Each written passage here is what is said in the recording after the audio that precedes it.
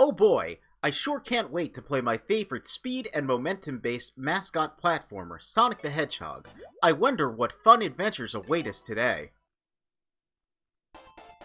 Oh. Yeah, it's Labyrinth Zone. So where's, like, some peeps, some peeps really hate Marble. Other peeps, the music kind of elevates it for them. Man, no one likes Labyrinth Zone. It's just... Oh, dear. It's funny, because unlike a lot of what happens in Marble Zone, this stage is going to get kind of revisited conceptually and remixed many times in the future. But not quite in its original form. That right there, that's a Burrow Bot, precursor to Grounder. That right there.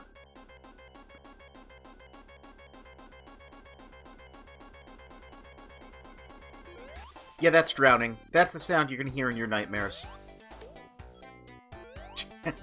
Get used to that iconic fanfare. Yeah, this is a weird stage. There's beta spikes. There's a little Barracuda friend. There's a lot of switches. It's not... I mean, I guess it's kind of a labyrinth, but,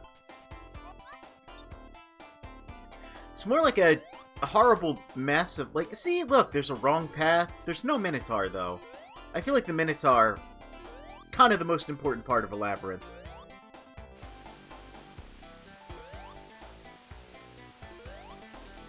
It's just, again, man, switch puzzles. Like... You can really tell that they were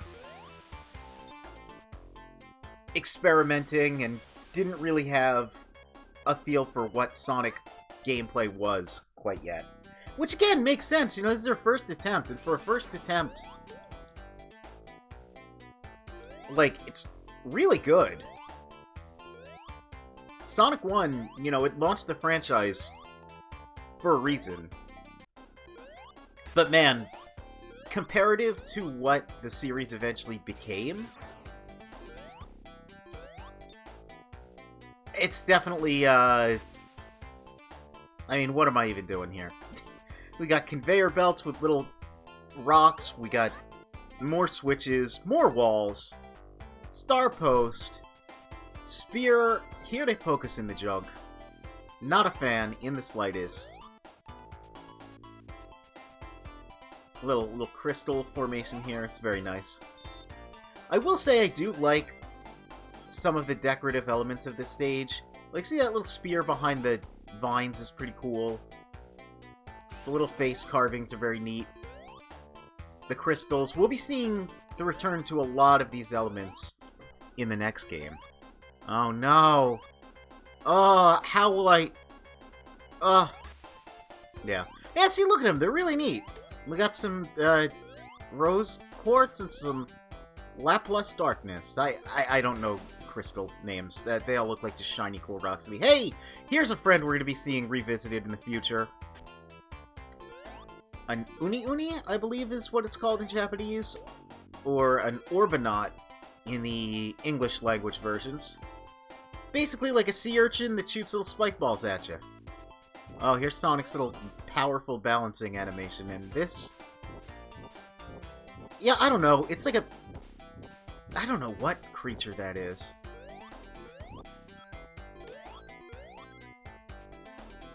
Those corks, you know, they're corks, they float. I thought they were cheese when I was a kid. I also thought I knew how to play video games, but what are you gonna do?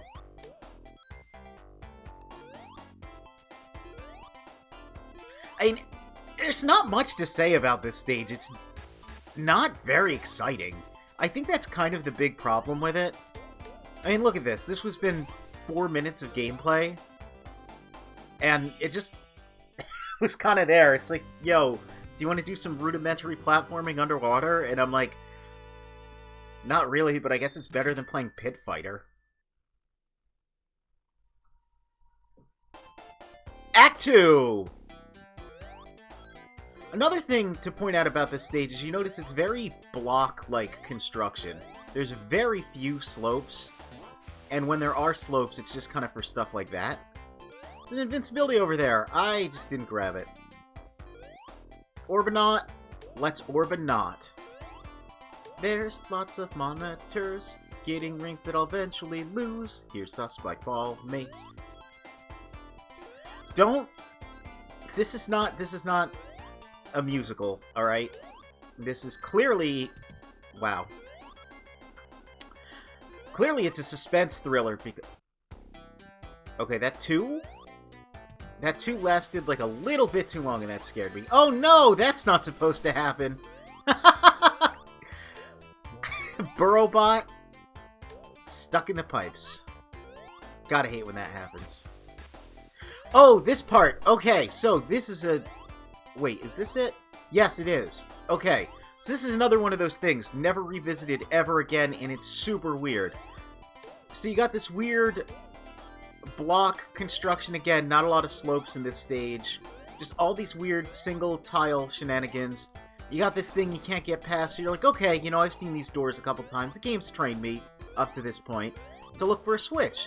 Look all around, no switch. What up with that? Where's the switch? Well, here's the switch. It is, believe it or not, yeah, it's inside the item box. Why?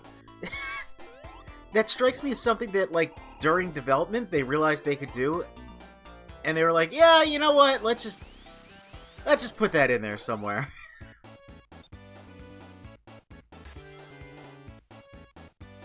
I don't even know if I can equate this level to any other game. Like, I don't know what it feels like to me. It kind of just feels like...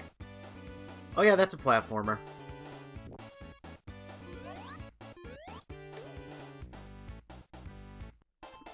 It is certainly sort of dangerous. Like, see, look at that series of dangerous, tricky jumps. It's pretty easy to either, you know, take a lot of damage or lose lives on this stage. Certainly kind of difficult to gain lives. Well, not difficult to get hit in the face, though. But it's not a very exciting stage. Green Hill was exciting. Marble Zone was kind of such a change of pace that it becomes interesting. In Spring Yard, you're bouncing all over the place. It's pretty cool. Still trying to avoid traps. This is just kind of like the most vanilla, bland stage. And look, like we're at the end. I feel bad. I feel like I'm kind of bullying it, but like I don't have much. What can you even say about this level? It's weird. That's it. Already at Act 3. I say already, it's been like 8 minutes.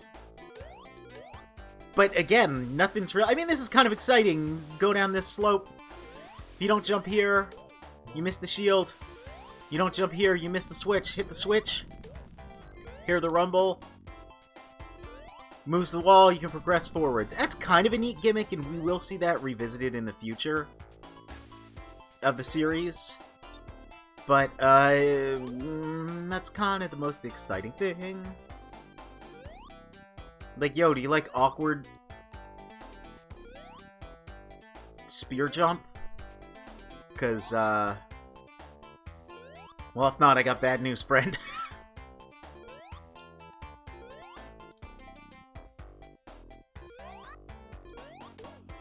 Future underwater levels in the 2D games. Definitely going to be a lot more exciting.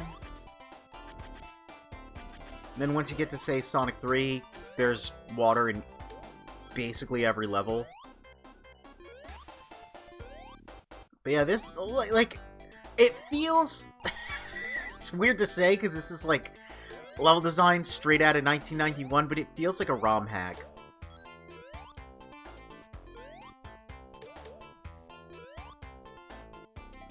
Like, welcome to Super Mario Maker, I guess.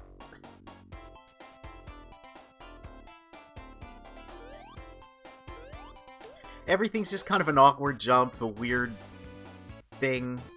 You get weird stuff like this. Like, ha ha ha, hope you didn't, you know, fall down there and get hit by the spikes, and it's going to be slightly more awkward to hit the switch to progress forward. I don't remember the Labyrinth of Legend involving so many switch puzzles.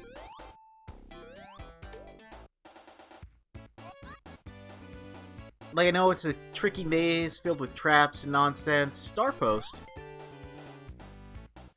But I don't think it quite had this going on. Okay, here's the pit. Don't fall in the pit.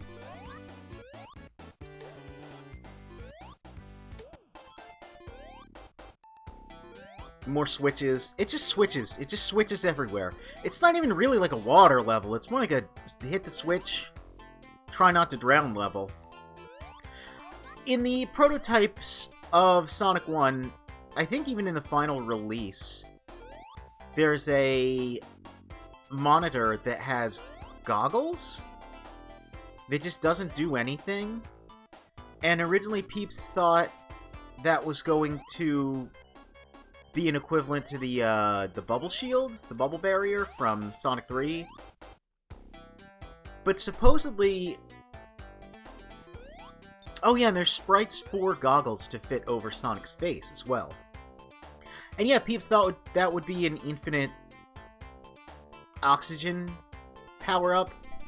But it turns out, allegedly, it was just going to be a visual difference on Sonic. Like, he would go underwater and just get the goggles, kind of similar to Kirby.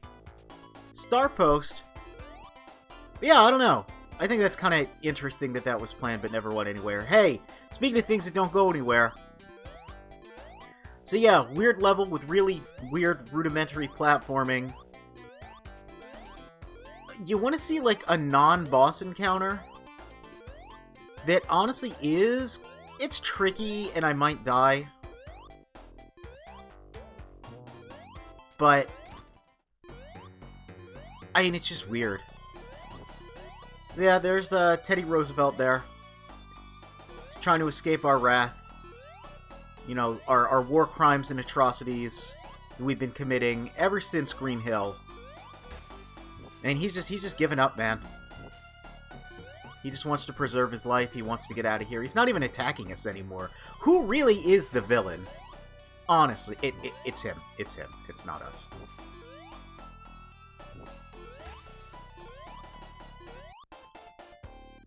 Yeah, that's it. That's the powerful boss encounter of this stage.